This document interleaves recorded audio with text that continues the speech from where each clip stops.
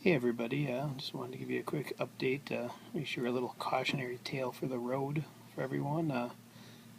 I've got, my plan for today was to do the oil change on my FZ, which should be pretty straightforward. I've done a ton of oil changes on my bike. I looked through the Clymer Manual and was going to do it according to that. The only thing that I had skipped was it said to use a wrench. What's the right word for it? Uh, Oil filter wrench socket, maybe. The kind that goes over the end of the oil filter, and then you twist it with a wrench. So I was like, oh, I've got my old trusty strap wrench. It's lasted me, or has worked well for me over the years. So I kind of just show you the aftermath here of what I've got going on.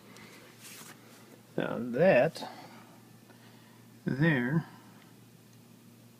is a Yamaha brand oil filter. And if you're ever wondering what the inside looks like, it's cardboard and some plastic cage. I think it's cardboard, actually. Yeah. No, it's not cardboard. It's some sort of a spongy type material. Anyway, so first thing that happened when I used my strap wrench, which if any of you guys aren't sure what a strap wrench is, this guy here.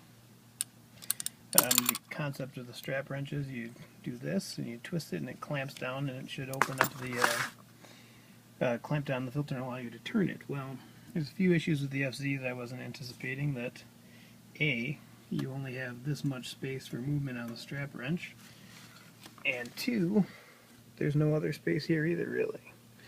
So you got the thing on there, and also the filter's kind of small for that strap wrench actually too. So I got the filter, or the strap wrench on there, and I proceeded to try and take off the oil filter with small little turns, and the thing crushed like a beer can. It just caved in on the sides, and it just wasn't working. And of course by then I had the having another vehicle, could have probably just hopped in the car and got a oil filter socket that goes on the end, but since I got an bike with no oil in it and a crushed oil filter, I wasn't even sure if that was really safe to ride on. So I could have put more oil in it, got more oil, but soldiered forward. I employed a shade tree tactic that I've used in the past on cars. Never had to do it on a motorcycle before, where you hope to God that works, and you jam a screwdriver into the oil filter and you try and turn it loose, but just like almost every time it tears, but you can still get it off. But this time tore through, and eventually you lose it with only little bits of leverage points.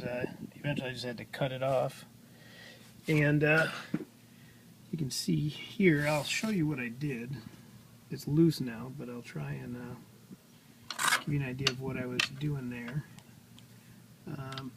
You can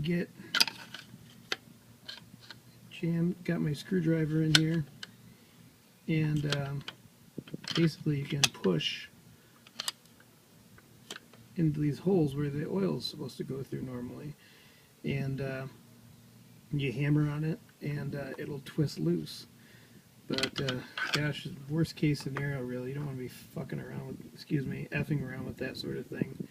You don't want to get any impurities into the engine or anything like that. But it is what it is. That's the situation I ended up with. So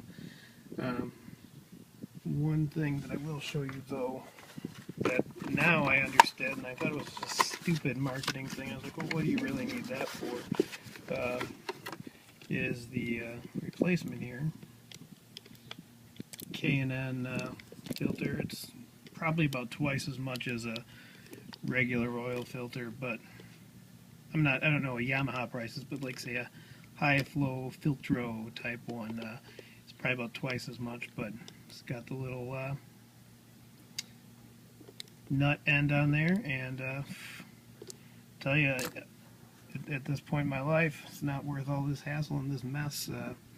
I'm gonna go with those until I find a reason not to. It seems like a smart thing, especially on this particular bike.